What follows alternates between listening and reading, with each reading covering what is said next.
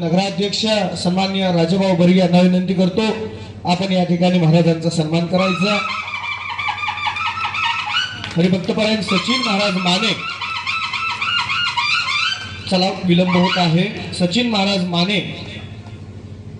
यांचा या ठिकाणी सन्मान होतोय। नेवरी भीटा गायनाचार्य यांचा या ठिकाणी सन्मान होतोय।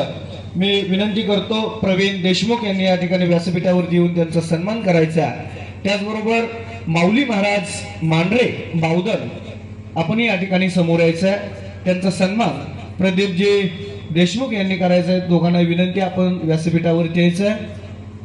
चला, त्याचबरोबर आपल्या जांभगावचे सुपुत्र महाराष्ट्र राज्य वारकरी युवा संघटना कोरेगाव तालुका सचिव कृष्णात महाराज जाधव यांचा सन्मान मी सन्माननीय फत्तेसिंग बर्गे बाबा यांना विनंती करतो आपण व्यासपीठावरती येऊन त्यांचा सन्मान करायचा। सन्माननीय सचिनजी महाराज लोखंडे तळिये यांचा या ठिकाणी सन्मान होत आहे। मी विनंती करतो सन्माननीय राहुल बाबा बर्गे यांनी व्यासपीठावरती येऊन महाराजांचा सन्मान करायचा।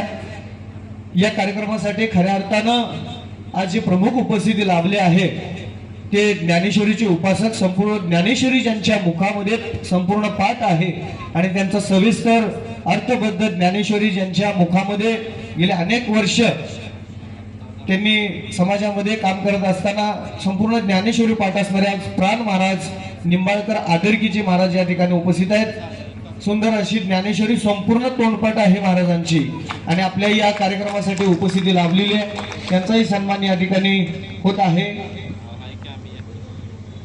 या घरातली जाते यार एक जण वर या आणि सर्वांचा सन्मान करायचा आहे। प्राण महाराजांच्या साठी सर्वांनी एकदा टाळ्या वाजवा। खऱ्या अर्थानं आध्यात्मिक क्षेत्रामध्ये संपूर्ण ज्ञानेश्वरी पाठ असणं हे चांगली गोष्ट आहे। यामध्ये उपस्थित असणारे आपले हेमंत महाराज साळुंके आज या ठिकाणी उपस्थित, पिंपुडे बुद्रुक लागिरे झालं जी या कार्यक्रमामध्ये सुंदररित्या आपली कला प्रदर्शित केलेली आहे आणि जी टॉकीज फेमचे युवा कीर्तनकार सुद्धा आहेत। दोन्ही कार्यक्रमामध्ये त्यांचं या ठिकाणी चांगलं काम आहे, त्यांचाही सन्मान होता। त्याचबरोबर अजित महाराज गायकवाड शिरंबे विनेकरी यांचा या ठिकाणी सन्मान होतोय। चला, त्याचबरोबर ऋषिकेश महाराज नलवडेवाडी यांचाही सन्मान होतोय।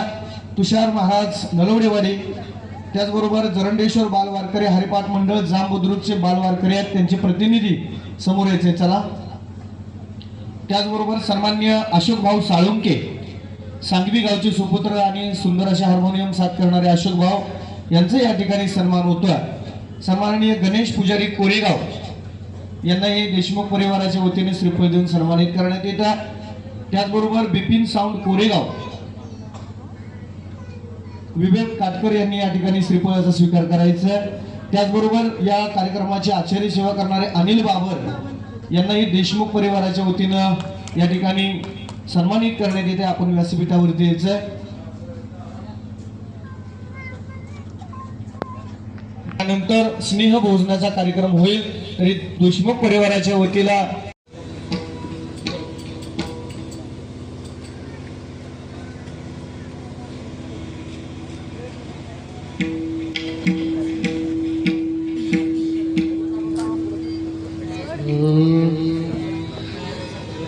बाप करी जोडी लेकुराचे ओडी गोपाल कुमार गोपाल गोपाल कुमार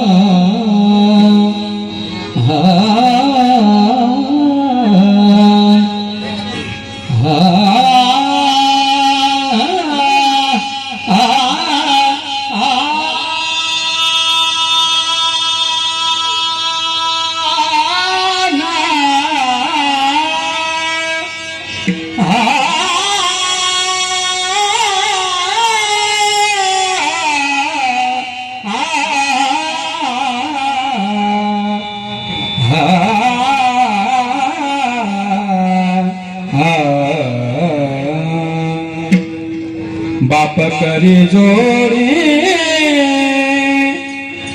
आ, आ, आ, बाप करी जोडी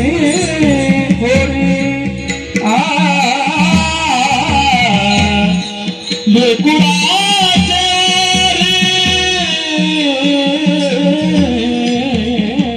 बाप करी जोडी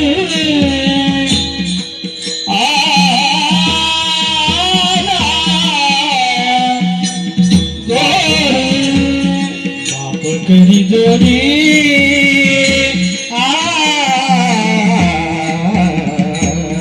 बाप करी जोडी बाप करी जोडी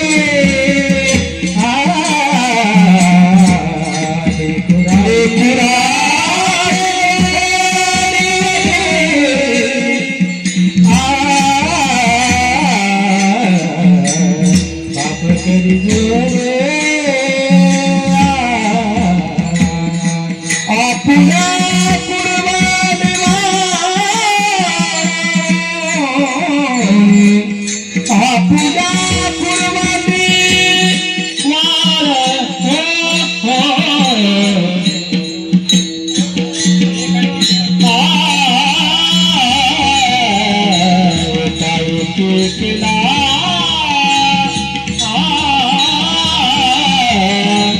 निराशिता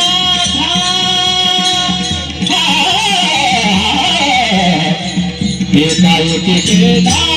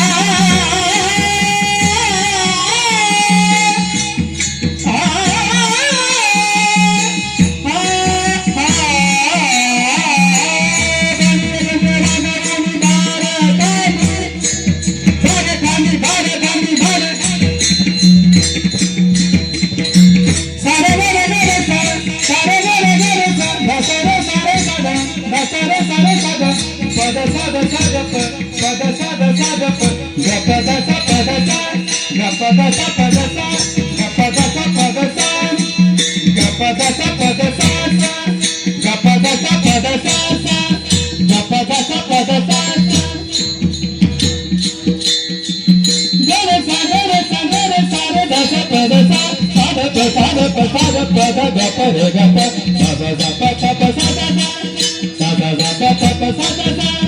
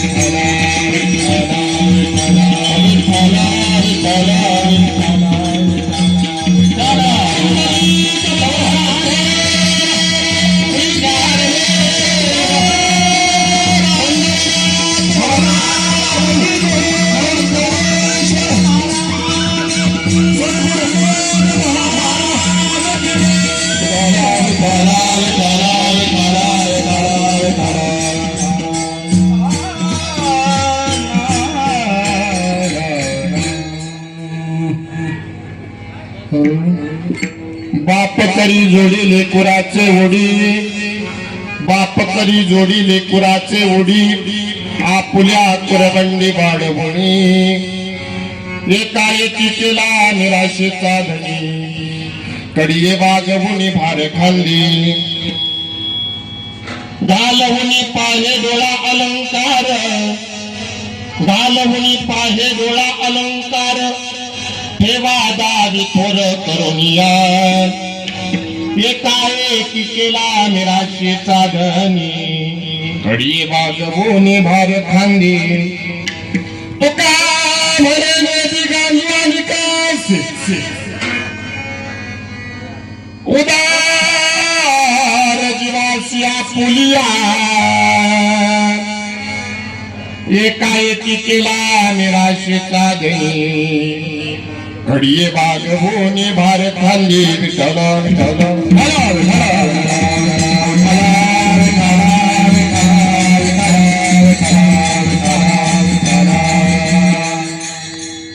महायोग पेटत देवी मरत्याम वरम पुंडरीकाय दातुम इंद्रेंद्रे समागत्य तिष्ठन् समानंद स्कंदम परब्रह्मलिंगम भजे पांडुरंगम नमो विठ्ठला राजया पांडुरंगा नमो रुक्मिणी मौली ज्ञान गंगा नमो पुंडलिका नमो चंद्रभागा नमस्कार माझा रुक्मिणी पांडुरंगा पांडुरंगा करू प्रथम नमन दुसऱ्या चरणा संताची दुसऱ्या चरणा संताची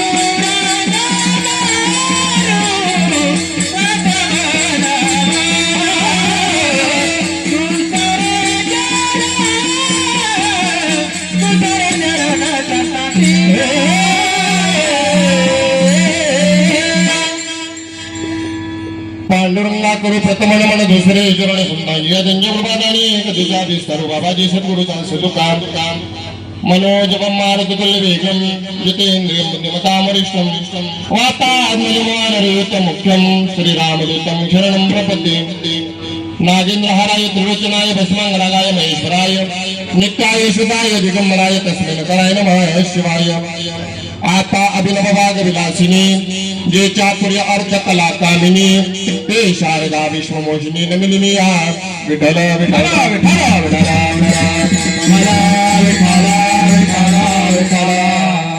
आता वैवासित पावनातिवासति पंचानन समाना श्रोत्याच्या चरणी जाणा साष्टांग नमन करीत असो वाद्यवशीत पावन ती प्रत्यक्ष नरेंद्र समान तयाच्या चरणी जाण साष्टांग नमन करीत असो आता गान गंधर्व देवता स्वराता जी कीर्तनी वैवासित लोकात याच्या चरणी नमनकार मज दिसत सो परम विख्यात जगान ब्रह्मयाचा सुतू नारद नाम तितिक्षोतयाच्या चरणी नमनकार रायगड मंदिरी बसे माझा राया चरणास्य रथितो सर्व हिताया जगदीश्वराशी जोडली जानी प्रीती प्रथम वंदितो तुम्हा छत्रपती विठ्ठल विठ्ठल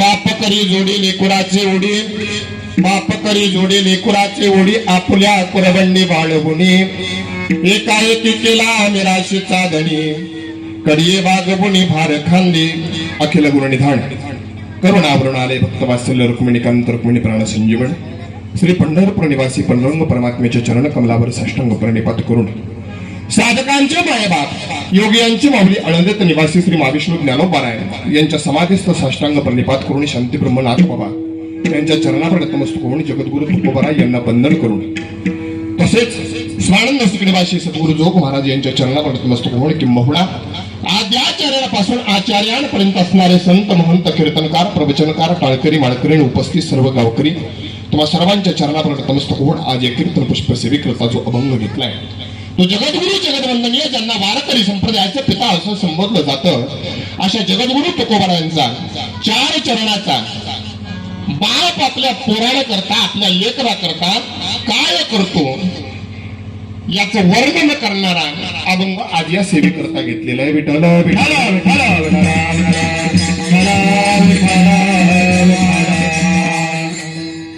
अभंगाला सुरुवात करण्यापूर्वी अल्पशा परिहार द्यायचा तो असा की कैलासवासी ज्योतिराम राजाराम देशमुख यांच्या प्रथम पुण्यस्मरणानिमित्त आज या ठिकाणी कीर्तन पुष्प सेवा आहे.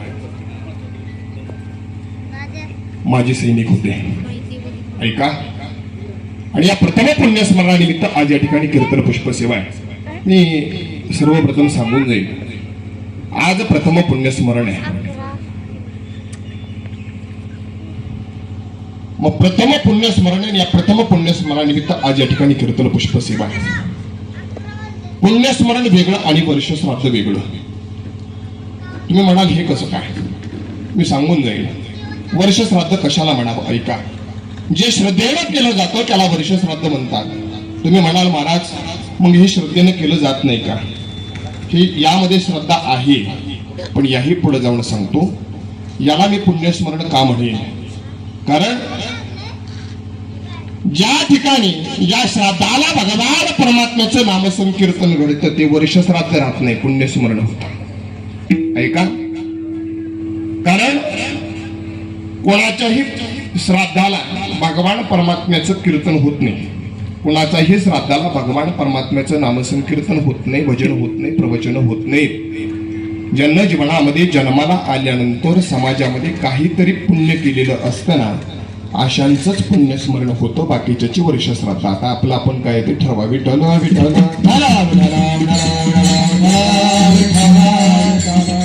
आणि प्रथम पुण्यस्मरण आहे आणि प्रथम पुण्यस्मरणानिमित्त आज या ठिकाणी कीर्तन पुष्प सेवा आहे.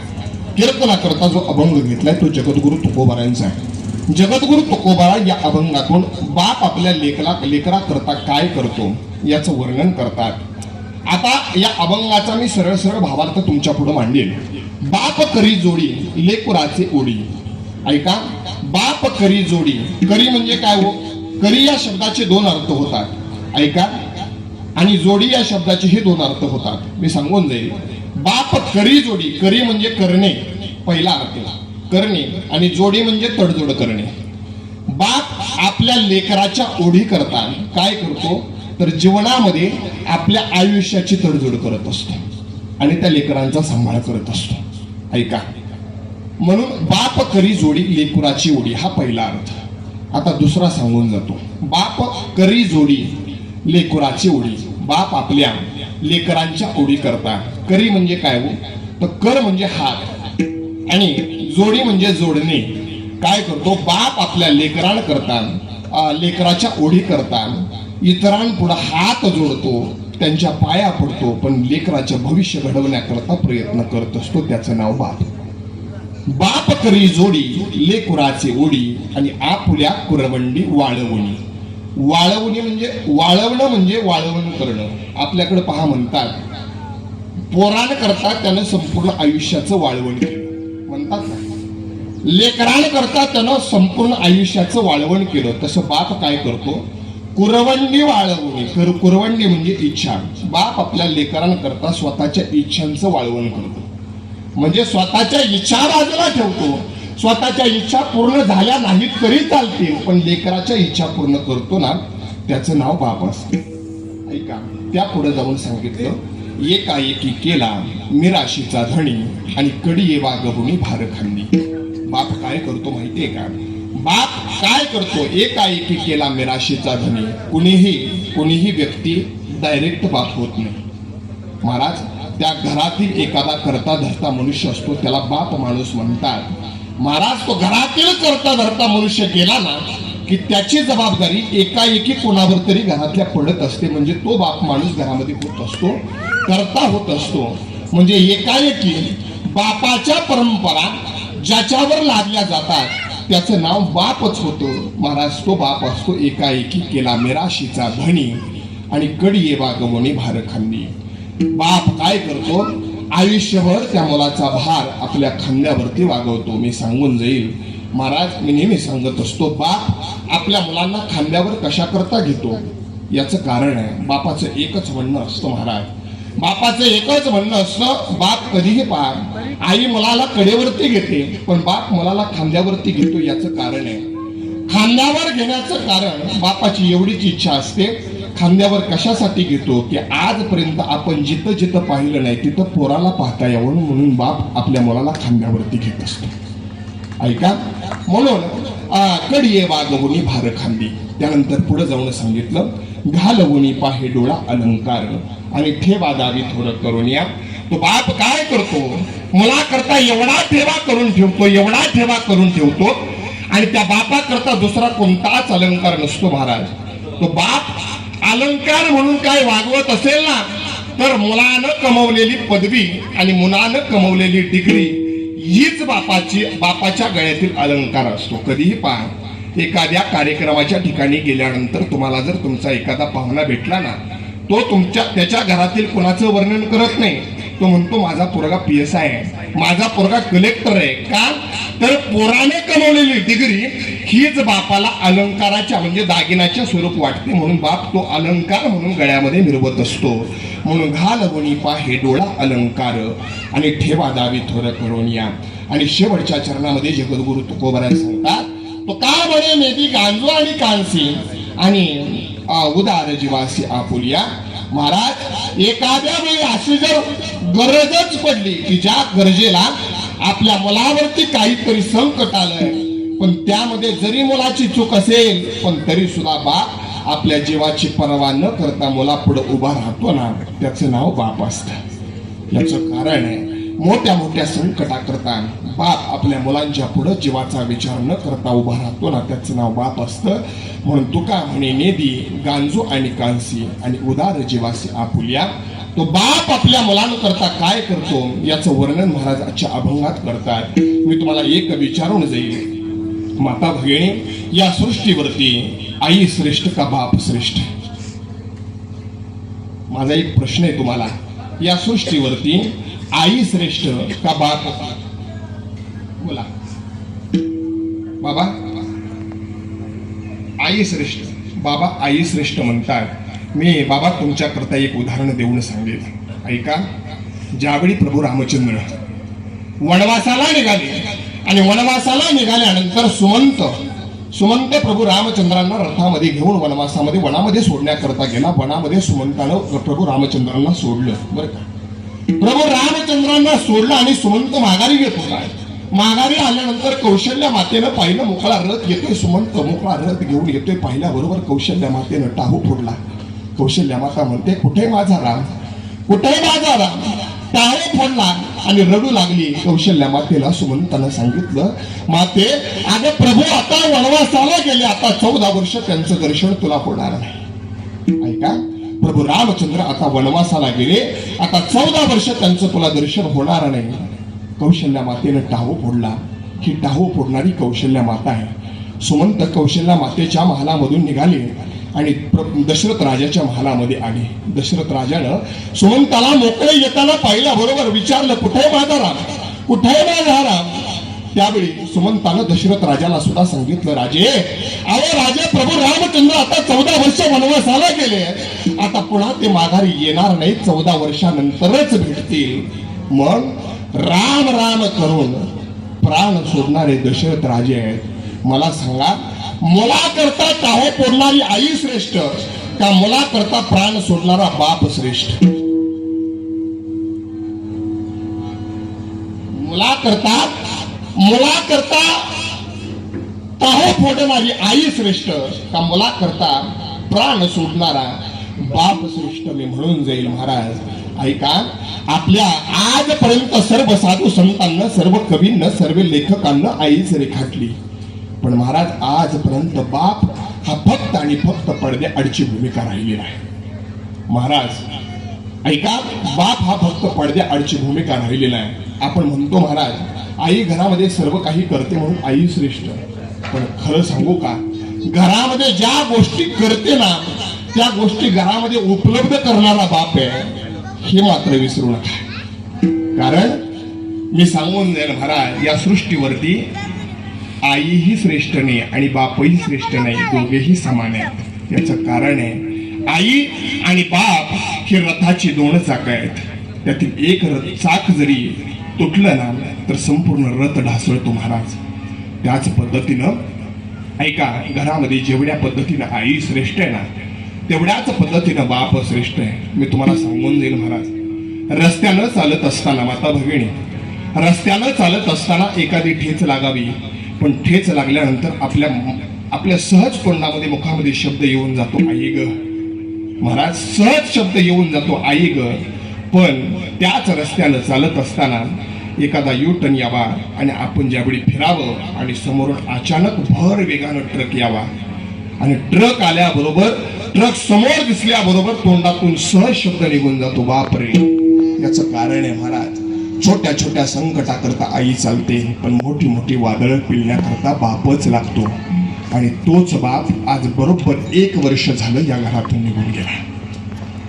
तोच बाप बरोबर आज 1 वर्ष झालं या घरातून निघून गेला. आज बरोबर 1 वर्ष झालं या घरातील बाप निघून गेला. आज बरोबर 1 वर्ष झालं या भारत देशाचा एक माजी सैनिक निघून गेला. आज बरोबर 1 वर्ष झालं या घरातील कोणाचा आजोबा निघून गेला. आज बरोबर 1 वर्ष झालं या घरातील कोणाचं कुंकू निघून गेलं. आज बरोबर 1 वर्ष झालं की घरामध्ये आल्यानंतर ज्याच्याकडे सुकाळ पाहावं तो आधारच निघून गेला. आज बरोबर 1 वर्ष झालं महाराज. ऐका, घरातील महाराज, घरामध्ये मोठं संकट यावं संकट, पण महाराज कधीही घरातील आई आणि बाप जाऊ नये. महाराज, सृष्टीचा नियम आहे, जन्माला आले म्हटल्यानंतर कधी ना कधी जावं लागतं, हा सृष्टीचा नियम आहे. महाराज, आई आणि बाप घरातून निघून गेल्यानंतर घरामध्ये काय अवस्था होते ना, मी सांगून जाईल महाराज. घरातील आई आणि बाप ज्यावेळी निघून जातो ना, त्यावेळी घरामध्ये काय अवस्था होते सांगून जाईल महाराज. माझ्या माऊलींचा प्रसंग ऐका. लहानपणी अंतरुणामध्ये आई बाप सोडून गेले आणि सोडून गेल्यानंतर लहानशी चिमुरडी मुक्ताई ज्ञानदादाकडे विनंती करते, दादा, अरे दादा, 6 दिवस झाले पोटामध्ये अन्न नाही, थोडस अन्न मिळेल का? 6 दिवस झालं पोटामध्ये अन्न नाही, थोडस अन्न मिळेल का? विचार करते. ऐका, तेवढ्यात ज्ञानदादानं घरातील जोडी काक्यामध्ये अडकवली आणि घरातील जोडी काक्यामध्ये अडकवून आळंदीमध्ये प्रवेश केला. ज्या आळंदीमध्ये प्रवेश करण्याकरता परवानगी नव्हती ना, त्या आळंदीमध्ये प्रवेश केला. आणि आळंदीमध्ये प्रवेश केल्यानंतर काय करावं, प्रत्येक दारामध्ये जावं आणि प्रत्येक दारामध्ये गेल्यानंतर प्रत्येक दारामध्ये जावं आणि प्रत्येक दारामध्ये जाऊन भिक्षा मागावी. घरातून प्रत्येकानं म्हणावं, तुम्हाला सांगितलं होतं ना आळंदीमध्ये प्रवेश करायचा नाही म्हणून, तुम्हाला भिक्षा दिल्यानंतर आम्हाला गावामध्ये पुन्हा आम्हालाही वाईट टाकलं जाईल, कुणीही भिक्षा द्यायला तयार नाही. ज्ञानदादानं प्रत्येक दारामध्ये जाऊन म्हणावं, माझ्या निवृत्ती दादा करता मी भिक्षा मागण्याकरता नाही आलो, माझ्या सोपान काका करता सुद्धा भिक्षा मागण्याकरता नाही आलो, माझ्याकरता सुद्धा भिक्षा मागण्याकरता नाही आलो. माझी चिमुरडी लहानशी मुक्ताई 6 दिवस झाला तिच्या पोटामध्ये अन्न नाही, तिच्या करता फक्त भिक्षा मागण्याकरता आले, थोडंसं मिळेल का? अख्खी आळंदी फिरल्यानंतर कुठंतरी एका भाकरीचं पीठ झोळीमध्ये यावं आणि एका भाकरीचं पीठ झोळीमध्ये आल्यानंतर महाराज ज्ञानोबांना तेवढंच हसत मुखानं ती झोळी काकेमध्ये अडकवावी आणि सिद्ध बेटाच्या दिशेने निघावं. सिद्ध बेटाच्या दिशेने निघाल्याबरोबर कठोर अंतकरणाचा एक विसोबा चाटी नावाचा एक व्यक्ती, काय अंतकरण असेल महाराज, समोरून यावा आणि ज्ञानोबांना पाहिल्याबरोबर, अरे सकाळी सकाळी संन्याशाच्या पोराचं दर्शन झालं, दिवस खराब झाला, सांगितलं होतं ना तुला आळंदीमध्ये प्रवेश करायचा नाही म्हणून. ज्ञानोबांना सांगावं, काका, अहो काका, माझ्याकरता नाही आलो काका, माझ्या निवृत्ती दादा करता सुद्धा नाही आलो काका, सोपान काका करता सुद्धा नाही आलो. माझी चिमुरडी लहानशी 6 वर्षाची मुक्ताई, 6 दिवस झालं तिच्या पोटामध्ये अन्न नाही, तिच्या करता थोडस अन्न मागण्याकरता आलो होतो. महाराज, काय कठोर अंतकरण असेल त्या विसोबा चाटीनं काखेतील झोळी हिसकावून घ्यावी आणि ती झोळी उलटी करावी. त्यामध्ये साठलेले एक भाकरीचं पीठ मातीमध्ये टाकावं. महाराज, मातीमध्ये पडलेलं पीठ कोणी उचलतं का हो? मातीमध्ये पडलेलं पीठ कोणीही उचलत नाही महाराज. पण तरी सुद्धा वरच्या वर पीठ उचलल्यानंतर अर्ध्या भाकरीचं होईना पीठ सापडेल म्हणून विसोबा चाटीनं ते सुद्धा पीठ पायानं माती मोल करावं. महाराज, तरी सुद्धा माझ्या ज्ञानोबारायांची ताकद एवढी होती महाराज. काय अधिकार होता ज्ञानोबारायांचा? अहो, ज्ञानोबारायांना नुसतं विसोबा चाटीकडे नुसतं वर करून बघितलं जरी असताना तरी जळून राख झाले असते एवढा अधिकार माझ्या ज्ञानोबारायांचा होता महाराज. लहानपणी आई बाप निघून गेल्यानंतर काय अवस्था होती ऐका. तरी सुद्धा ज्ञानोबारायांना ती जोडी काकेमध्ये अडकावावी आणि सिद्धपीठेच्या दिशेने निघावं. इकडं चिमुरडी लहानशी मुक्ताई विचार करते, आत्ता येईल दादा, खूप भूक लागली आहे, 7 दिवस झालं पोटामध्ये अन्न नाही, आत्ता येईल दादा, आता येईल दादा काहीतरी घेऊन. आणि समोर ज्ञानोबारायांना पाहिल्याबरोबर गालामध्ये हसू येतं. दादा आला दादा काहीतरी घेऊन आला आणि असं विचार करते. पण मुक्ताईकडे पाहिल्याबरोबर ज्ञानदादाच्या डोळ्यातून अश्रू येतात. ज्ञानदादा परत झोपडीमध्ये जातात आणि झोपडीमध्ये जाऊन झोपडीचं दार लावतात आणि गुडघ्यामध्ये डोकं घालून रडत बसतात. चिमुरडी मुक्ताई, काय अधिकार असेल महाराज? आम्ही सांगून जाईल महाराज. घरातील आई निघून गेल्यानंतर आईची जागा घरामध्ये घेते ना, तिचं नाव बहीण असतं. बहीण ऐका, ज्ञानोबारांना गुडघ्यामध्ये डोकं घातलेलं आणि रडताय. चिमुरड्या मुक्ताईनं पाहिलं, तिला 100% कळलं की भिक्षा मिळाली नाही म्हणून ज्ञानदादाच्या डोळ्यातून अश्रू येत आहे. त्या झोपडीच्या खिडकीतून आतमध्ये डोकावून पाहिलं. आतमध्ये डोकावून पाहिलं. ज्ञानदादा रडताना पाहिल्याबरोबर ज्ञानदादाला लहानशी चिमुरडी मुक्ताई महाराज, खेळण्या बागडण्याचं वय 6 वर्षाचं, अवघड 6 वर्षाचं वय. पण तरी सुद्धा किती समजूतदारपणा असावा. लहानशी चिमुरडी मुक्ताई ज्ञानदादाला पाहिल्याबरोबर म्हणते, दादा, अरे दादा, नाही मिळेल भिक्षा कोणी? का रडतो दादा? अरे अजून 6 दिवस अन्न नसलं तरी चालेल दादा, पण डोळ्यातून अश्रू काढू नको दादा. अजून 6 दिवस पोटामध्ये अन्न नसलं ना तरी चालेल दादा, पण डोळ्यातून अश्रू नको काढू दादा, नको काढू अश्रू. अरे दादा, लहानपणी अंतरुणामध्ये आई आणि बाप सोडून गेले तेव्हापासून आई म्हणून तुझ्याकडे पाहते आणि बाप म्हणून निवडते दादाकडे पाहते. तुम्ही जर असं केलं तर आम्ही कोणाकडे पाहायचं? विचार केला आणि ज्ञानदादाला समजवून आली. चिमुरडी मुक्ताई ज्ञानदादा म्हणते, दादा, अरे दादा, जीभ दाताने चावली म्हणून कोणी 32शी पाडतं का रे दादा? जाऊ दे ना, त्यांचा जन्माचा त्रास देण्याचा, पण आपला जन्म त्यांना क्षमा करण्याचा आहे. आपला जन्म योग्याचा आहे ना, योग्याचा जन्म आहे ना. आपला त्रास सहन करण्याकरता जन्म आहे, त्यांचा त्रास देण्याचा आहे. पण आपला तर जन्म योग्याचा आहे ना. का वाईट वाटून घेतो? ये ना दादा बाहेर, ये ना. म्हणून ज्ञानदादाला झोपडीचं दार उघडावं आणि पाठी उघडावी आणि मुक्ताईला गळ्यामध्ये घ्यावं. ऐका, लहानपणीच आई आणि बाप निघून गेल्यानंतर, घरातून आई बाप गेल्यानंतर घराची काय अवस्था होते ना, माझ्या ज्ञानोबारांच्या चरित्रावरून कळतं महाराज. ऐका, म्हणून घरातील आई आणि बाप कधी घरातून जाऊ नये, कारण बाप घराचा पाया असतो महाराज आणि आई घराचा कळस असते. म्हणून घरातील आई आणि बाप महाराज नका का काही करणार घरामध्ये, आणि घरामध्ये नुसते बसून जरी राहिले ना तर घराला मोठा अधिकार असतो, तो आई आणि बापाचा असतो. महाराज, तो बाप आपल्या लेकराकरता काय करतो?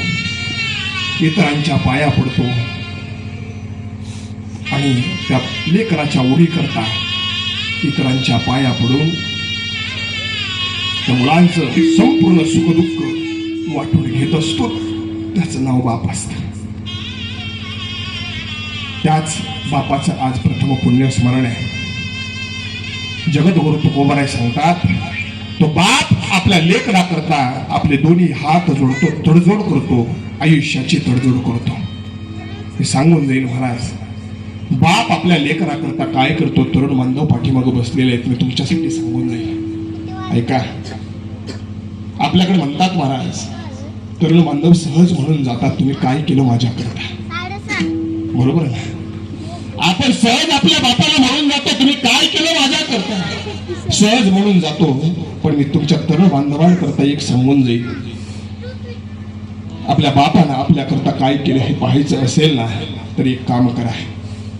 आपल्या बापाने आपल्या करता काय केलं हे पाहायचं असेल तर एक काम करा. सकाळी उठल्यानंतर घराच्या ज्यावेळी बाहेर पडाल ना, त्यावेळी घराच्या बाहेर पडत असताना बापाची काढलेली दारातली तुटकी चप्पल पहा आणि वरती घातलेलं बापाचं फाटकं पडेल पहा. त्यावेळी समजेल, अरे आपलं नशीब घडवता घडवता त्या बापाचं नशीब कधी फाटलं ना, ते त्या बापाला सुद्धा समजलं नाही, त्या बापाला सुद्धा समजलं नाही. असा असणारा बाप आपल्या लेकरांकरता काय करतो, महाराज सांगतात अभंगाच्या पहिल्या चरणात, बाप करी जोडी, बाप करी जोडी, बाप करी जोडी, लेकराची ओढी. बाप करी जोडी, बाप करी जोडी, बाप करी जोडी, लेकराची ओढी. बाप करी जोडी, बाप करी जोडी, बाप करी जोडी, लेकराची ओढी. बाप करी जोडी, बाप करी जोडी, बाप करी जोडी,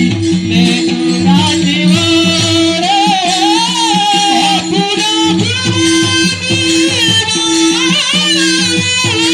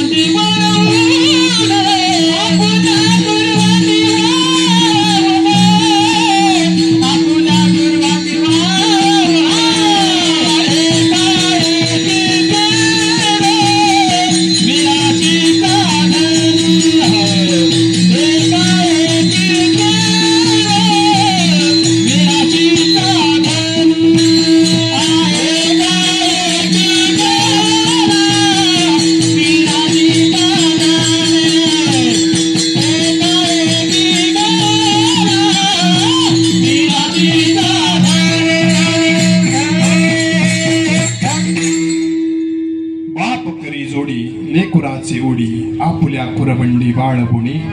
बाप स्वतःच्या संपूर्ण इच्छा काय करतोस तो संपूर्ण इच्छांचं वाळवण करतो, पण आपल्या मुलांच्या इच्छा पूर्ण करत असतो ना, त्याचं नाव बाप असतं. मी सांगून जाईल महाराज. कशावरून तुम्ही म्हणता महाराज? तुकोबरांना एक साधक विचारतो, कशावरून म्हणता महाराज की बाप आपल्या इच्छांचं वाळवण करतो?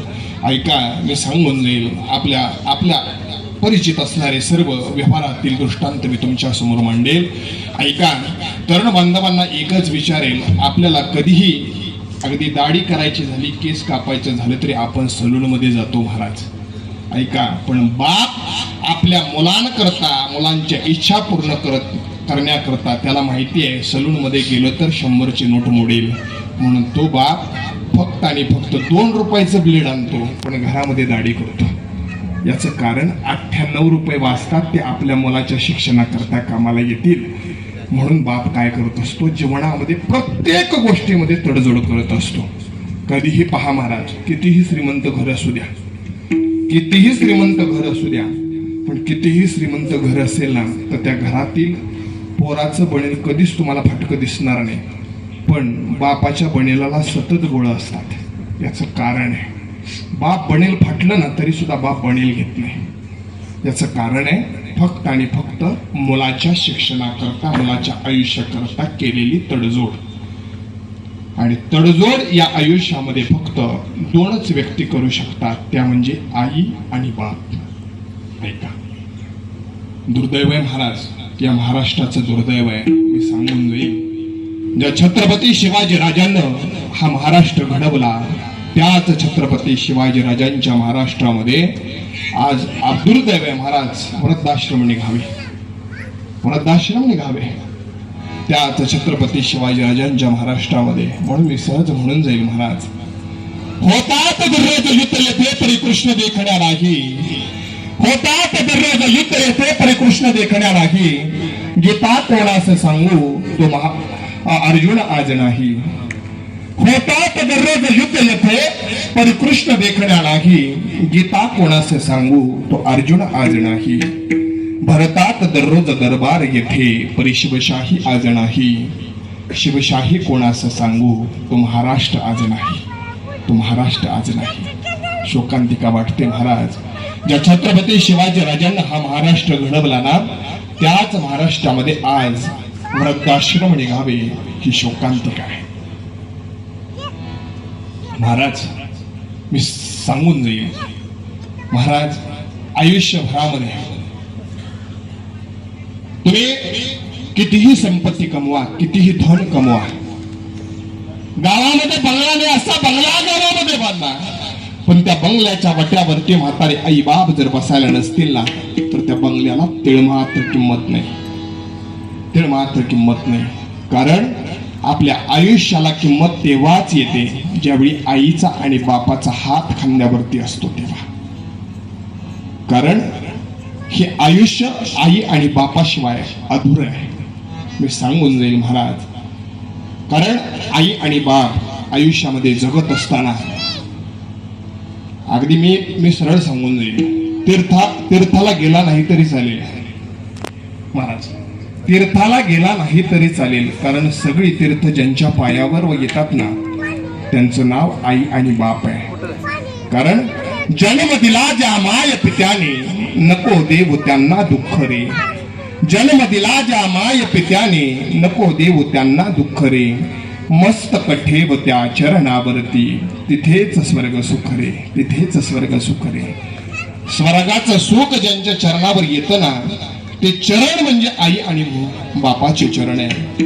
आणि ऐका, असा असणारा बाप आयुष्यामध्ये तडजोड करत असतो, आणि तडजोड करत असताना एक दिवस असा येतो की त्या बापाला या समाजाचा, या कुटुंबाचा, या घरातील संपूर्ण व्यक्तींचा निरोप घ्यावा लागतो, आणि तो बाप आपल्यातून निघून जातो महाराज. या घरातील सुद्धा बापानं बरोबर आज 1 वर्षापूर्वी या घरातून सर्वांचा निरोप घेतला महाराज. आणि त्याच दिवशी महाराज, बापानं निरोप घेतल्यानंतर त्याच दिवशी त्या घरातील जबाबदारी त्या घरातील थोरल्या मुलावर पडत असते. तोपर्यंत त्या मुलाला घरातील कोणतीही गोष्ट, कोणत्याही गोष्टीची उणीव तो बाप भासू देत नाही. पण बाप गेल्यानंतर मुलाला बरोबर घरातील उणीव भासू लागते. याचं कारण आहे, ऐका, याचं कारण आहे, याचं एकमेव कारण, बाप गेल्यानंतर त्याची जागा त्या घरामध्ये कोणाला तरी घ्यावी लागते. ज्या पद्धतीने एखादं ऑफिस असतं, त्या ऑफिसमधील एखादा अधिकारी बदली होऊन जातो ना, त्याची जागा रिक्त होते, पण रिक्त झालेली जागा दुसऱ्या कोणाला तरी भरावी लागते ना, त्याच पद्धतीनं कुटुंबरूपी ऑफिसमध्ये सुद्धा बापासारखा जे अधिकारी व्यक्ती आहे, तो अधिकारी व्यक्ती गेल्यानंतर तीही जागा कोणाला ना कोणाला तरी भरावी लागते. म्हणजे त्या भरणाऱ्या व्यक्तीला तोपर्यंत त्या घरातील कर्तृत्वाचं काहीही माहिती नसतं. एक दिवस असा येतो की त्या दिवशी अचानक बापानं करून ठेवलेल्या संपूर्ण परंपरा, बापानं करून ठेवलेल्या संपूर्ण जबाबदाऱ्या, बापानं करून ठेवलेल्या संपूर्ण नाती गोती जपण्याकरता त्या मुलाला बापाच्या जागेवरती उभं राहावं लागतं ना, त्यालाच म्हणतात मिराशी, म्हणजे परंपरा. आणि त्या मिराशीचं धणी जगद्गुरु तुकोबाराय म्हणतात, कुणाला ना कुणाला तरी एकाला एक दिवस प्रत्येक मनुष्याला व्हावं लागतं. अभंगाचं द्वितीय चरण. एकाएकी केला मी राशीचा धनी, एकाएकी केला मी राशीचा धनी, एकाएकी केला मी राशीचा धनी, एकाएकी केला मी राशीचा धनी, एकाएकी केला मी राशीचा धनी, एकाएकी केला मी राशीचा धनी, एकाएकी केला मी राशीचा धनी, एकाएकी केला मी राशीचा धनी,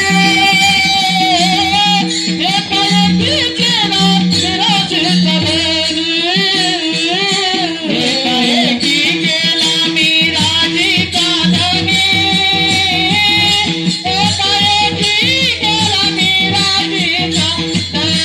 राशीचा धनी, एकाएकी केला मी राशीचा धनी,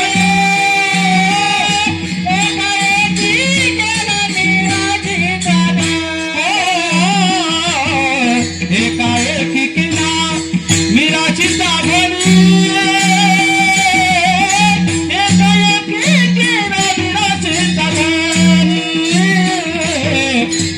एकाएकी केला मी राशीचा धनी, एकाएकी केला मी राशीचा धनी, गडिये वाजवूनी तार थांबे,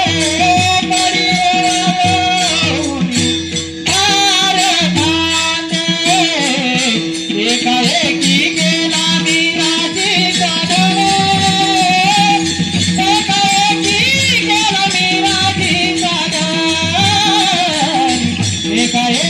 केला मी राशीचा धनी,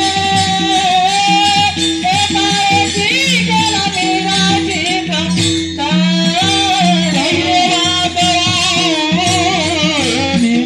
धनी, वाजवूनी तार थांबे, एकाएकी केला मी राशीचा धनी, एकाएकी केला मी राशीचा धनी, एकाएकी केला मी राशीचा धनी, एकाएकी केला मी राशीचा धनी, एकाएकी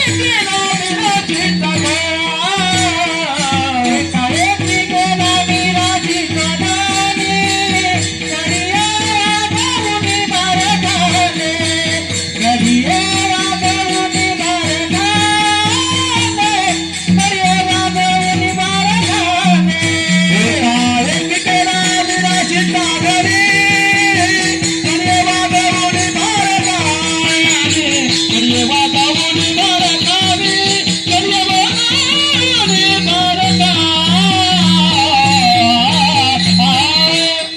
एकाएकी केला मिराशीचा धणी, कडिये वागवुनी भार खांदे. ऐका, आज बरोबर 1 वर्षापूर्वी या घरातील बाप निघून गेला आणि त्यानंतर या घरामध्ये त्या बापाची जागा या घरातील थोरले प्रवीण दादा असतील किंवा धाकटे असतील, दोघांनीही या जबाबदाऱ्या स्वतःच्या अंगावरती घेतल्या. महाराज ऐका, आता काही केलं तरी बाप आतापर्यंत ज्या बापानं नातीगोती सांभाळली ना, ती नातीगोती काही केलं तरी या दोघांना सांभाळावीच लागतात. याचं कारण आहे बापानं ती जोडून ठेवलेली असतात ना, म्हणून ती जपावी लागतात. याचं कारण आहे की बाप जे जीवनामध्ये कर्तृत्व करून ठेवत असतो ना, ते माग मुलांना सांभाळावंच लागतं. महाराज, हा सृष्टीचा नियम आहे. कारण बाप घरामध्ये जी गोष्ट करत असतो ती पुढं सरळ घडत असते. म्हणून बाप घरामध्ये जे करतो ते होत असतं. मी सांगून जाईल, अगदी आपल्या परिचित असणारं शर्टाचं वरचं बटन दाबलं की खालचं बरोबर नीट लागतात. आणि एक बटन चुकलं ना तर शर्टाची संपूर्ण बटणं चुकत असतात ना. त्याच पद्धतीनं घरामध्ये सुद्धा बाप जर व्यवस्थित असेल तर घरामध्ये सर्व काही व्यवस्थित चालत असतं. मी सांगून जाईल महाराज, आज मी अभिमानानं सांगेल, अहो, आई बापाच्या उपकारातून परतफेड तर कधी करताच येत नाही. आई बापाच्या उपकारातून परतफेड कधी करताच येत नाही. महाराज, या सृष्टीवरची संपूर्ण संपत्ती जरी आई वडिलांच्या चरणावर अर्पण केली ना तरी सुद्धा आई वडिलांच्या उपकारातून परतफेड करता येत नाही. पण मी सांगू, आई वडिलांच्या उपकारातून परतफेड करता येत नाही, पण महाराज आई बापाच्या म्हणजे बापाच्या उपकारातून परतफेड करण्याकरता बापाच्या पुण्यस्मरणाला भगवान परमात्म्याचं नामसंकीर्तन ठेवणं हा बापाच्या उपकारातून परतफेड करण्याकरता केलेला छोटासा प्रयत्न आहे. महाराज ऐका, म्हणून या साहेब जय हरी. आज या ठिकाणी बरोबर 1 वर्ष झालं. 1 वर्षापूर्वी या घरातील बाप निघून गेला. त्यानंतर पुढे जाऊन जगद्गुरु तुकोबाराय सांगतात, तो बाप घरामध्ये बापाला दुसरं काही नाही. बापाला घरामध्ये कितीही संपत्ती असू द्या, कितीही धन असू द्या, कितीही पैसा असू द्या, पण त्या बापाला घरामध्ये संपत्ती किती असू द्या, धन असू द्या, पैसा असू द्या, पण बापाला घरामध्ये अलंकार कधी वाटतो माहितीये का? आपल्या बापाला अलंकार कोणता महत्वाचा आहे? बापाला एकच अलंकार महत्वाचा आहे. बापाला सगळ्यात मोठं सुख तेव्हा होतं, ऐका, बापाला सगळ्यात मोठं सुख तेव्हा होतं की जेव्हा बापाची ओळख त्याच्या पोरानं केली जाते. म्हणजे मी सांगू, स्पष्टीकरण सांगतो. कुठं गेला ना तुम्ही कुठं गेल्यानंतर असं जर म्हटलं ना, हा अमक्याचा पोरगा आहे, तर बापाला समाधान वाटत नाही. पण एखाद्या ठिकाणी गेल्यानंतर जर असं वर्णन आलं की आपल्या भागामध्ये जे PS आहेत ना त्यांचे वडील आहेत महाराज, म्हणजे पोराच्या नावानं बापाची ओळख जर झाली ना, म्हणजे बापापेक्षा कर्तृत्व पोराचं चांगलं झालं तर बापाला त्यातच सुख वाटतं. यालाच म्हणतात अलंकार. ऐका, बापाचा अलंकार तोच असतो. बापाला दुसऱ्या अलंकाराचं काही घेणं देणं नाही. महाराज ऐका, कधी पहा संसारामध्ये कोणतीही गोष्ट येऊ द्या, कोणतीही गोष्ट दुःखाची असो सुखाची असो, त्या बापाच्या चेहऱ्यावर सुखामध्ये सुख दिसेल पण दुःखामध्ये कधी दुःख जाणवून देत नाही. त्याचं नाव बाप असतं. याचं कारण सांगतो, बाप ही व्यक्तीच अशी आहे. बाप ही व्यक्तीच अशी आहे, घरातील एखादा करता मनुष्य जरी गेला तरी तो रडत नाही. का तर लहानांना आधार द्यायचा असतो, म्हणून बाप जगत असतो. घरातील पत्नी जरी निघून गेली ना तरी बाप कधी रडत नाही. का तर पोरांना आधार द्यायचा असतो. महाराज ऐका, म्हणून बाप घरामध्ये आपल्या मुलाला असणारा अधिकार, मुलानं प्राप्त केलेला अधिकार, मुलानं प्राप्त केलेली डिग्री हीच बापाला अलंकाराच्या रूपाने वाटत असते. बाप आपल्या लेकराकरता काय करतो सांगून जाईल. ऐका, फाल्गुन मध्ये द्वितीया जगद्गुरु तुकोबाराय वैकुंठाला निघाले. ऐका, बाप आपल्या लेकराकरता काय करतो सांगतो. फाल्गुन मध्ये द्वितीया जगद्गुरु तुकोबाराय वैकुंठाला निघाले. प्रत्येकाला विचारलं कोण कोण येते वैकुंठाला, पण कुणीही होकार दिला नाही. महाराज जगद्गुरु तुकोबारांना देहूमधील सर्व समाजाला विचारलं कोण कोण येते, पत्नीला विचारलं, सर्वांना विचारलं. फक्त जगद्गुरु तुकोबारांना एकाला विचारलं नाही, एकीला विचारलं नाही. का सांगू? जगद्गुरु तुकोबारांना माहिती होतं, या समाजाला विचारलं तरी समाज आपल्याला थांबवू शकत नाही, पत्नीला विचारलं तरी पत्नी आपल्याला थांबवू शकत नाही, पोरांना विचारलं तरी पोर आपल्याला थांबवू शकत नाही. पण जगामध्ये एक वेळ असं एक नातं आहे की तिला विचारल्यानंतर ती आपल्याला कदापि वैकुंठाला जाऊ देणार नाही. तिचं नाव आहे त्यांची मुलगी भागीरथी. त्यांना माहिती होतं की या सृष्टीवर सर्वांना विचारलं तरी सर्व जा म्हणतील, पण लेकीला विचारल्यानंतर लेक जाऊ देणार नाही म्हणून लेकीला विचारलंच नाही. आणि जगद्गुरु तुकोबाराय वैकुंठाला गेले. जगद्गुरु तुकोबारायांची लेक भागीरथी शेजारीच एलवडी गाव होतं, त्या एलवडी गावामध्ये दिली होती. जगद्गुरु तुकोबारायांच्या गावातून एक आजीबाई रोज भाजीपाला घेऊन त्या एलवडीमध्ये जायची. भागीरथी काय करायची, त्या आजीला काही कारण तरी काढून घरी आणायची आणि घरी आणून काय करायची, त्यांना जेवायला बसवायची.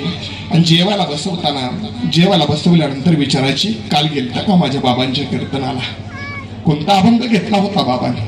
या जगात सगळ्यात प्रेम नातं असतं ना ते बापाचं आणि लेकीचं.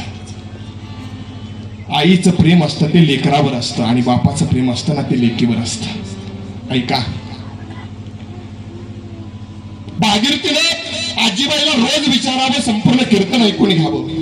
पण तुकोबाराय वैकुंठा गेल्यानंतर त्या आजीने विचार केला, आता येलवडीमध्ये गेले आणि भागीरथीला जर बोलवलं तुकोबारायांबद्दल विचारलं तर काय सांगणार. म्हणून 1 दिवस झाला, 2 दिवस झालं, 3 दिवस झालं, 4 दिवस झालं तरी आजीबाई येलवडी गावात गेलीच नाही. का तर येलवडीमध्ये गेल्यानंतर तुकोबारायांची कन्या असणारी भागीरथी आपल्याला काहीतरी तुकोबारायांबद्दल विचारेल आणि काय सांगावं म्हणून गेली नाही. पण भागीरथी इकडं देवाच्या दिशेनं अगदी नजर लावून बसली होती. आत्ता येईल आजी आणि आत्ता कळेल माझ्या बाबांची खुशाली म्हणून नजर लावून बसली होती. 5 दिवसानंतर किती केलं तरी हातापोटावलं संसार. आजीबाईनं भाजीपाला घेतला आणि येलवडी गावामध्ये प्रवेश केला. आजीबाईला पाहिला बरोबर भागीरथी अगदी पळत गेली. आजीबाईंना मिठी मारली. काय झालं आजी? अरे 5 दिवस झालं तुम्ही येलवडीमध्ये आला नाही, काय झालं आजी? सगळं ठीक तर आहे ना? त्यावेळी त्या आजीने सांगितलं, बाळा काय नाही ग, तब्येत खराब झाली होती म्हणून आले नव्हते. खरं सांगा आजी, खोटं बोलताय तुम्ही, काय झालं? माझे सर्व बाबा वगैरे सर्व चांगले आहेत ना? अगं खरं सांगते, तब्येत खराब होती म्हणून आली नाही. ऐका, मग भागीरथीनं पुन्हा आजीला म्हणावं, आजी तुम्हाला माझ्या बाबांची शपथ आहे, सांगा सांगा सगळं ठीक आहे का नाही? त्यावेळी मग मात्र आजीनं सांगावं, भागीरथी अगं काळजावर दगड ठेवून ऐक, तुझे बाबा जगद्गुरु तुकोबाराय आता वैकुंठाला गेले, पुन्हा माघारी येणार नाहीत.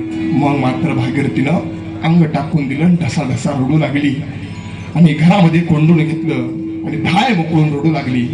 माझे बाबा गेले, कुठे गेले बाबा? बाबा गेले कोण्या गावा, भागीरथी करे गावा, भागीरथी करे गावा, भागीरथी करे गावा. बाबा गेले कोण्या गावा, भागीरथी करी गावा, भागीरथी करी गावा,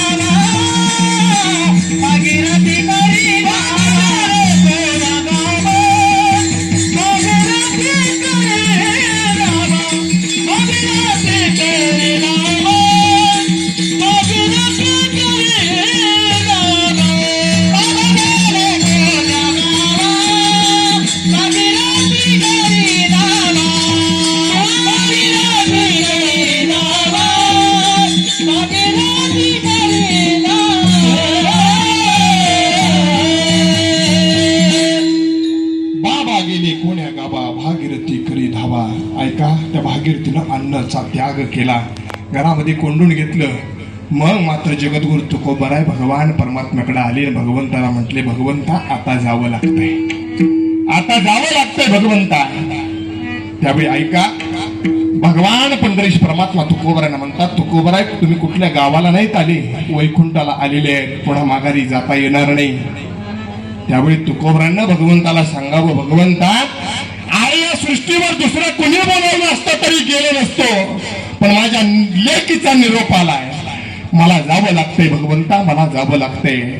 महाराज ऐका, महाराज या जगाच्या पाठीवर बापाला वैकुंठावरून पुन्हा माघारी आणणारी एकच व्यक्ती होऊन गेली, तिचं नाव आहे भागीरथी. ती जगद्गुरु तुकोबारायांची कन्या असणारी भागीरथी आहे. महाराज बाप आपल्या लेकी करता वैकुंठावरून माघारी येतो. अजून बाप आपल्या लेकरा करता काय करतो सांगण्याकरता कोणता दृष्टांत सांगावा.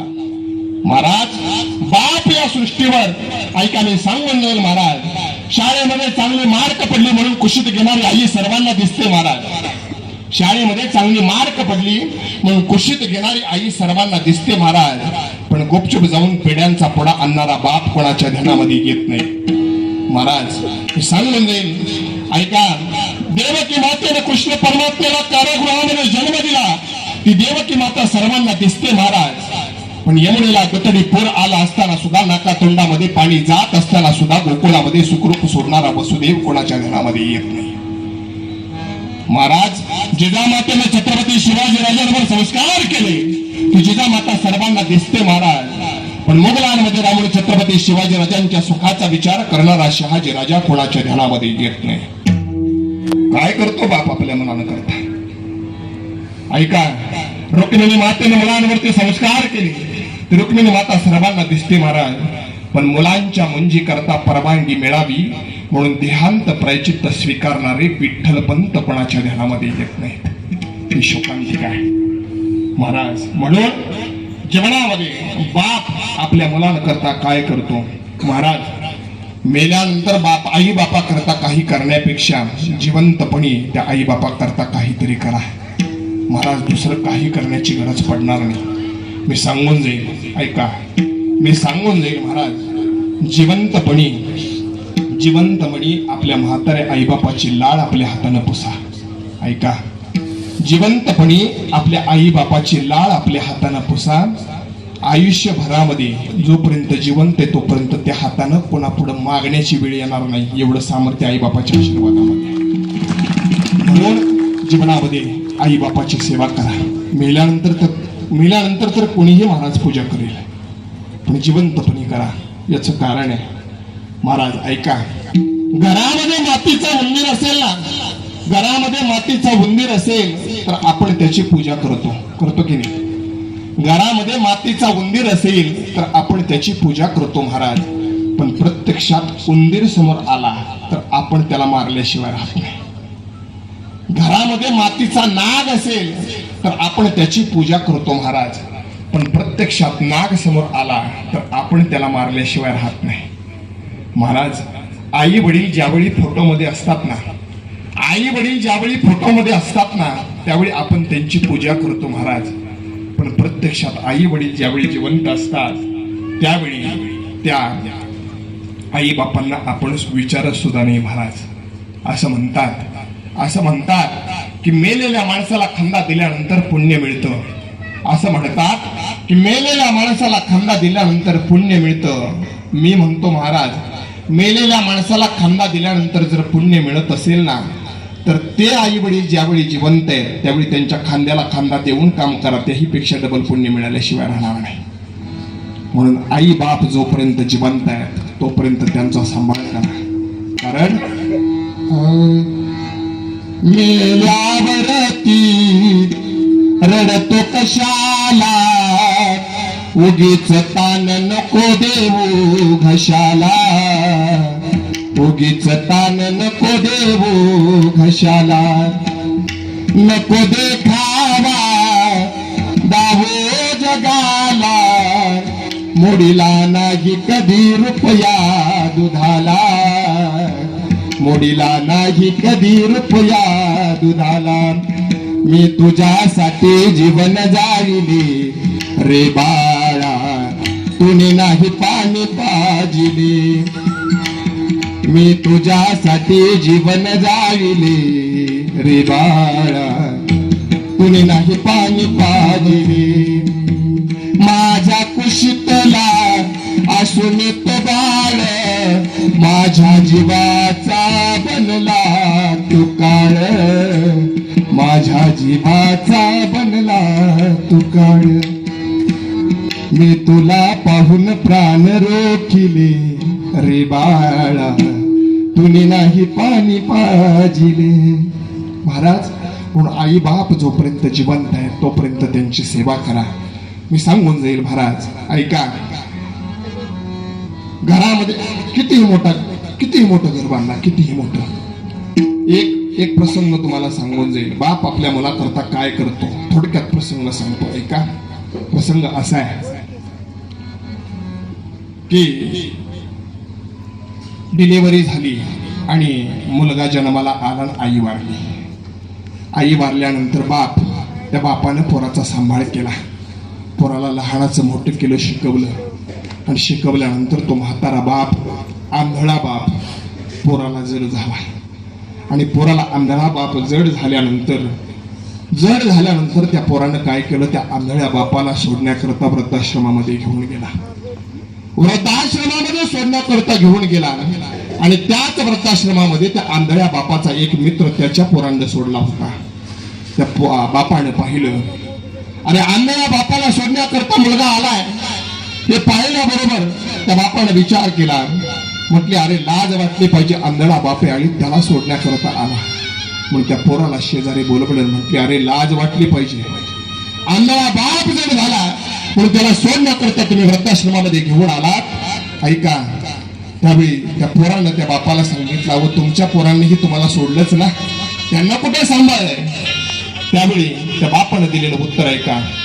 तो बाप म्हणतो, अरे माझ्या पोरानं करता मी काही केलं नसेल म्हणून माझ्या पोरांनी मला सोडलं असेल, पण तुझ्या बापानं तुझ्याकरता काय केलंय हे जर तुला समजलं ना तर तुझ्याही डोळ्यातून पाणी येईल. काय केलं माझ्याकरता बापानं, असं म्हटल्याबरोबर त्या बापाने सांगितलं. ऐका, त्या आंधळ्या बापाच्या मित्राने सांगायला सुरुवात केली, बाप आपल्या मुलाकरता काय करतो. ऐका, त्याने सांगायला सुरुवात केली, अरे लाज वाटली पाहिजे, ज्यावेळी जन्माला आलास ना त्याच दिवशी आईला मारलंस, आईला गिळलंस आणि जन्माला येताना आंधळा जन्माला आलास. माझ्या पोराने ही सृष्टी पाहावी म्हणून स्वतःच्या बापाने स्वतःचे डोळे काढले आणि तुला दिली ही सृष्टी बघण्याकरता उभं केलं. आणि तोच आंधळा बाप की ज्यानं तुला लहानपणी ही सृष्टी पाहण्याकरता डोळे दिले ना, तोच बाप तुला आज जड झाला म्हणून तू वृद्धाश्रमामध्ये सोडण्याकरता आला. ऐका, काय करावं बापानं अजून पोराकरता. महाराज, असा असणारा बाप, महाराज मला खरंच अभिमान वाटतो. महाराज मी नेहमी कीर्तन झाल्यानंतर 5 मिनिटं बोलत असतो. महाराज, या सृष्टीवरती आपण फक्त या सृष्टीवरती फक्त 2 व्यक्तींमुळे आज आहोत. पहिली व्यक्ती आहे ती म्हणजे छत्रपती शिवाजीराजे, जे या जगाचे बाप म्हटले तरी चालतील. महाराज छत्रपती शिवाजीराजे, त्यांच्यामुळे आज आपण तिथं आहोत. आणि दुसरी व्यक्ती म्हणजे या सीमेवरती जे या देशाचं रक्षण करतात ना ते जवान, त्या जवानांमुळं आपण आज या ठिकाणी अगदी खुशाल बसतोय, अगदी सुखानं बसतोय, निर्भयपणे बसतोय. ते फक्त आणि फक्त या जवानांच्या आपल्यावरती असणारे उपकार आहे. महाराज मी सांगेल, महाराज रोज झोपत असताना तुम्ही देवाचा विचार केला नाही तरी चालेल, पण रोज झोपत असताना फक्त या जगातील शेतकरी आठवा आणि दुसरं म्हणजे या जगातील जवान आठवा. कारण त्या 2 व्यक्तींमुळं आपण या सृष्टीवर जगतोय. महाराज याचं कारण आहे. महाराज मला अभिमान वाटतो. महाराज ज्यांचं पुण्य स्मरण आहे ते माझे सैनिक होते. मी सांगून जाईल. महाराज ऐका, मी एकच प्रसंग सांगून जाईल. ऐका, या जगाच्या पाठीवर बापाला मी मगाशी सांगितलं, घाल होणी पाही डोळा अलंकार आणि ठेवा दाबी थोर करोनिया. आपल्याच पश्चिम महाराष्ट्रातील एक उदाहरण सांगून जाईल. कोल्हापूरमध्ये जोंधळेवाडी नावाचं गाव आहे. त्या जोंधळेवाडी गावामध्ये ऋषिकेश जोंधळे म्हणून एक सैनिक होऊन गेला, शहीद जवान ऋषिकेश जोंधळे. आता 2020 साली शहीद झाला. ऐका, 2016 साली महाराज त्या ऋषिकेश जोंधळेचं घरचं जर वर्णन मी सांगितलं ना तुम्हाला तर काहीही गरज नव्हती त्याला या देश सेवेमध्ये जाण्याची, काही गरज नव्हती. कारण घरची जमीन होती, एकुलता एक मुलगा आणि 70 एकर जमीन. महाराज 1 एकरामध्ये फक्त 70 टन जरी ऊस धरला काय तरी सुद्धा एवढं उत्पन्न होतं की त्याची स्वतःची जमीन कुठं ही सुद्धा माहिती नव्हतं. महाराज एवढी जमीन होती. महाराज नोकरी करायची गरज नव्हती, काही करायचं गरज नव्हती महाराज. पण तरी सुद्धा बापाला सांगितलं, बाबा मला देशसेवेसाठी जायचंय. महाराज, बापानं नकार दिला होता. काय गरज आहे तुला जाण्याची, काय गरज आहे तुला नोकरीची? अरे एवढी जमीन आहे, आयुष्यभर विकून जरी खाल्ली तरी पुरेल, काय गरज आहे? पण पोरग असावं महाराज ऋषिकेश जोंधळ्यांसारखं. ऐका, बापाला पुढं आग्रह धरला. महाराज, बापाला मी सांगितलं ना, बापाला फक्त पोराचं कर्तृत्व ना तेच बापाला अलंकार वाटत असतं. किती केलं तरी बापाला पोराचा हक्क पुरवावा लागतो. परवानगी दिली आणि रोज रनिंग करून सर्व व्यायाम करून ऋषिकेश जोंधळीत 2016 साली सैन्यामध्ये भरती झाला. आणि भरती झाल्यानंतर ट्रेनिंग झालं आणि ट्रेनिंग झाल्यानंतर ड्युटी लागली जम्मू काश्मीरला. मराठा बटालियन मध्ये गेल्यानंतर झाला असा विषय की 1 वर्ष झालं, 2 वर्ष झालं तरी सुद्धा ऋषिकेश जोंधळी दिवाळीला सुद्धा आला नव्हता. ऐका, दिवाळीला सुद्धा आला नव्हता. रक्षाबंधनाला त्याची बहीण आतुरतेनं त्याची दरवर्षी वाट पाहायची, पण तरी सुद्धा ऋषिकेश जोंधळी घरी नाही आला. आणि दर दिवाळीला दिवाळी करायची आणि दारामध्ये वाट पाहायची. आत्ताही माझा दादा वाट पाहायचा, पण नाही, नुसतं पत्र यायचं, आई सुट्टी नाही मिळाली ग, येईल. पण झालं असं, नेमकं 2020 साली मार्च मध्ये सुट्टी मिळाली आणि लॉकडाऊन पडलं. आणि लॉकडाऊन पडल्यानंतर काय घडलं? सर्व ट्रेन बंद झाल्या, विमानं बंद झाली, येण्याचं काहीच चान्स नाही. संपूर्ण सुट्टी तिथंच गेली. दिवाळीला थोडस शीतल वातावरण झालं, पुन्हा सर्व काही चालू झालं. आणि मग मात्र ऋषिकेशचा घरी फोन आला, बाबांना फोन आला, बाबा मला सुट्टी मंजूर झाली, मी दिवाळीला घरी येतोय. माझ्या ताईला सांगा, 2 वर्ष झालं राखी बांधली नाही तुझ्या हातून, मी राखी बांधण्याकरता घरी येतोय. कल्याणी नाव बहिणीचं. आईला सांगा तुझा दादा येतोय ग, मित्रांना सांगा मी येतोय म्हणून. सळसळ बातमी संपूर्ण गावामध्ये पसरली.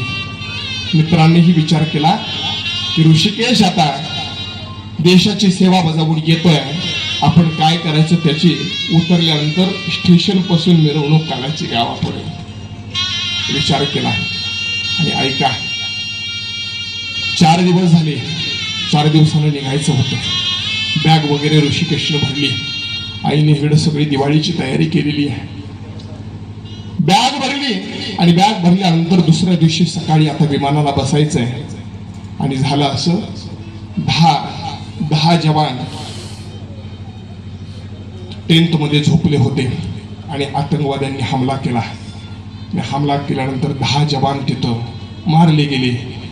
मारले गेल्यानंतर तिथं त्या आतंकवाद्यांनी काय करावं, तिथं आपल्या देशाचा झेंडा लावावा. महाराज, इकडे दुसरीकडे सुट्टीवर जाणारे जवान एका तंबूमध्ये होते, टेंटमध्ये होते. त्यांनी विचार केला असता का महाराज, विचार केला असता आपण आता सुट्टीवर आहे, आपल्याला काही करण्याची गरज नाही केला विचार महाराज. सुट्टीवर आहे, आपल्याला उद्या सकाळी विमानामध्ये बसायचं आहे, विचार नाही केला महाराज. पटकन वरती अंगावरती चढवली आणि त्या आतंकवाद्यावरती अंगावरती चालून गेले आणि संपूर्ण सर्वांचा खात्मा केला. त्यामध्ये ऋषिकेश जोंधळी होता. सर्वांचा खात्मा केला आणि त्यांनी रोवलेला तो त्यांचा देशाचा झेंडा होता, तो काढणारा भारताचा झेंडा खोला आणि नाचू लागले महाराज. सर्वांचा खात्मा झाला म्हणून नाचू लागले. पण काय का काळ कधी येतो आणि कधी घेऊन जातो हे सांगू शकत नाही. थोड्याच अंतरावरती एका झाडाच्या आड एक आतंकवादी उभा होता. त्यानं झाडाच्या आडून 2 गोळ्या झाडल्या. त्या 2 गोळ्या आल्या आणि ऋषिकेश जोंधळीच्या छातीवरती बसल्या. आणि जो ऋषिकेश जोंधळी दुसऱ्या दिवशी विमानानं आईच्या, वडिलांच्या आणि बहिणीच्या भेटीला येणार होता, तो ऋषिकेश जोंधळी जमिनीवरती पडला. महाराज, त्या ऋषिकेश जोंधळीची संपूर्ण बॉडी तिरंग्यामध्ये गुंडळण्यात आली. ऐका, आणि संपूर्ण घरातील सर्वजण ऋषीला घेण्याकरता रेल्वे स्टेशनवरती आलेले आहेत. ऐका, पण घडलं असं की जिथं ऋषिकेश झुंजळ येणार होता त्यामध्ये त्याची बॉडी गुंडळलेली आहे. ऐका महाराज, एकुलता एक मुलगा होता. बापानं तिरंग्यात गुंडळलेला पाहिला आणि तसा बाप जमिनीवरती कोसळला. काय करणार आहे आता 70 एकर जमिनीचं. ऐका, पण त्याच क्षणी त्याच्या बहिणीनं वापरलेलं वाक्य आहे. महाराज, त्याच्या बहिणीनं वापरलेलं वाक्य मी तुमच्या पुढे मांडेल. महाराज, सैनिकांचं या देशाकरता काय कर्तृत्व असतं मी सांगून जाईल. त्याची बहीण जी कल्याणी होती त्या कल्याणीनं वापरलेलं वाक्य ऐका. कल्याणी म्हणते, माझा दादा आज देशसेवेकरता गेला, पण मी आज शपथ घेते माझ्या पोटी जो पुत्र जन्माला येईल ना तो सुद्धा दादाच्या जागेवरती देशसेवेकरताच पाठवेल. ही शपथ त्याच्या बहिणीनं त्या ठिकाणी घेतली महाराज. म्हणून मला आज अभिमान वाटतो महाराज. आज ज्यांचं पुण्य स्मरण आहे तेही या देशसेवेकरता कित्येक काळ त्यांनी या देशसेवेकरता घालवला. ते माझी सैनिक आहेत आणि खरंच मी भाग्य समजतो महाराज. मी खरंच या प्रत्येक गावामधून, अगदी ज्या ज्या गावातून या ठिकाणी तरुण बांधव आले, ज्या ज्या गावातून या ठिकाणी अगदी पुरुष बांधव आलेत, माता भगिनी आलेत, तुम्हाला सर्वांना एक विनंती करेल महाराज. इथून पुढे एकच उपक्रम गावामध्ये सुरू करा. एकच उपक्रम. तो उपक्रम असा आहे की इथून पुढे गावामध्ये एक उपक्रम असा करा, गावातील जर एखादा फौजी सुट्टीवरती घरी जर येत असेल ना तर सर्वांनी त्याला आणण्याकरता स्टँडवरती जा आणि वाजत त्याला घरी घेऊन या. त्याला सार्थ अभिमान वाटेल. आज आपण देश सेवेकरता काही करतोय ना ते खरंच ज्या करता करतोय ना या समाजाला त्याची जाण आहे हे महाराज त्याला वाटेल. त्याला थोडासा आनंद होईल. म्हणून निश्चित त्याला सोडण्याकरता आणि त्याला आणण्याकरता प्रत्येकानं आपल्या स्टँडवरती जा. हा उपक्रम प्रत्येकानं आपल्या गावामध्ये सुरू करा. कारण आपण या सृष्टीवरती जगतोय आणि राहतोय हे फक्त आणि फक्त आपल्यावरती उपकार आहेत ते त्या फौजींचे. आज त्याच माझ्या सैनिकांचं आज प्रथम पुण्य स्मरण आहे. तो बाप आपल्या लेकराकरता कोणतंही संकट येऊ द्या, त्या संकटामध्ये त्या लेकराच्या पुढे उभा राहतो. तो बाप कसा असतो एकच कविता सांगेल आणि कीर्तन पुष्प सेवा थांबेल. तो बाप काय करतो ऐका. बाप स्वाभिमानी बाना इको त्याचा कणखर कणा त्याच्या काळजात आहे लाजारूची संवेदना. त्याचे पहाडाची छाती त्याचे हृदय गुलाब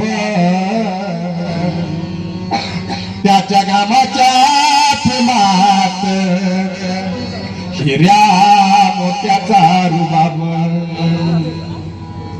त्याचे पहाडाची छाती त्याचे हृदय गुलाब त्याच्या घामाच्या थेंबात हिऱ्या मोत्याचा रुबाब.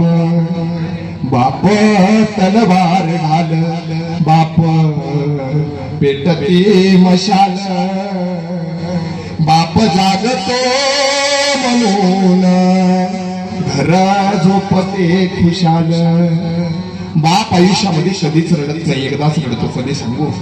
बाप साठवी तो अश्रू वाट पाही त्या क्षणाची जन्मभराचे रडतो लेक जाताना सासरी.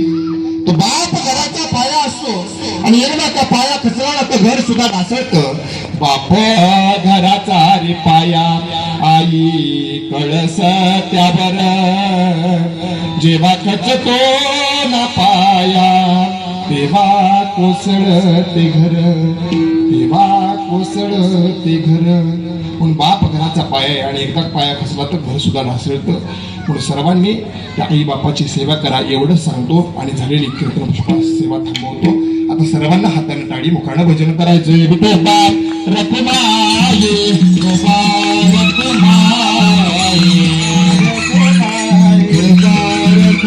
पुण्यस्मरण अतिशय भक्तिमय वातावरणामध्ये या ठिकाणी संपन्न झालेला आहे. या देशमुख परिवाराच्या वतीनं हा भक्तिमय सोहळ्याचं आयोजन करण्यात आलेलं होतं आणि यामध्ये आपल्या कोरेगाव तालुक्याचे असणारे सुपुत्र, सोळशी गावचे सुपुत्र हरिभक्तपरायण योगेश महाराज यादव यांची कीर्तन सेवा या ठिकाणी संपन्न झालेली आहे.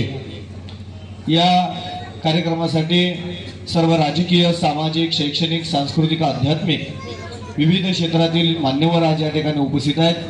त्याचबरोबर या कार्यक्रमासाठी उपस्थित असलेल्या सर्व माता भगिनींचं देशमुख परिवाराच्या वतीने या ठिकाणी मी स्वागत करतो.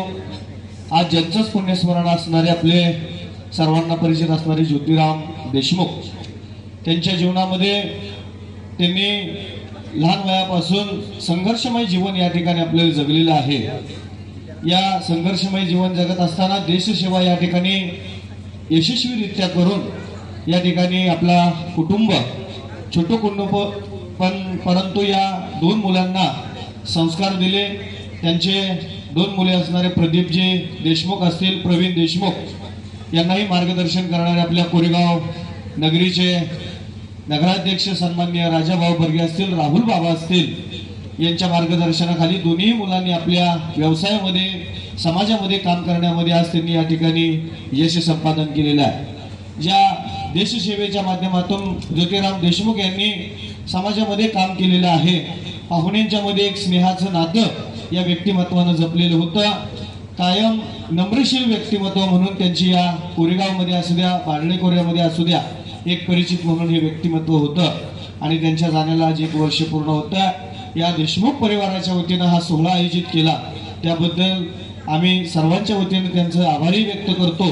कारण महाराजांनी मागाशी सांगितलं की वर्ष श्राद्ध आणि पुण्यस्मरण हे विविध क्षेत्रामध्ये गणना केली जाते.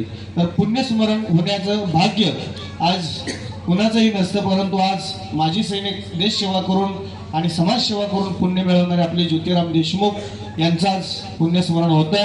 त्यानिमित्तानं असणारे हरिभक्तपरायण योगेश महाराज यादव यांचे या ठिकाणी कार्य मोठं आहे.